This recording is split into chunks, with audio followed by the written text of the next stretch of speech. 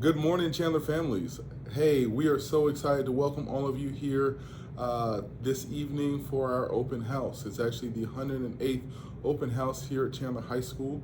We do have both virtual and in-person option available for you for the 6 to 6:30 general session portion of the open house with me at the Chandler Center for the Arts. Those of you who will be coming in person, that will be at the CCA in our auditorium. We will have it available for social distancing to where you can group with your family and spacing in between there.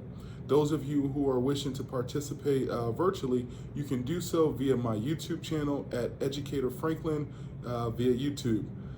From there at 6:30, we'll transition to the other portion of the open house from 6:30 to 8:30, where you'll be able to visit with your student schedule and their classes.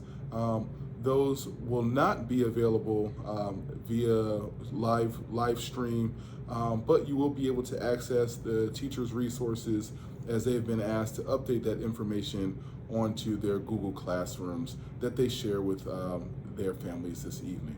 So again, we're really looking forward to bringing you all back, seeing you all, introducing you to this wonderful campus, these fantastic and amazing teachers that we have. So welcome back and see you this evening.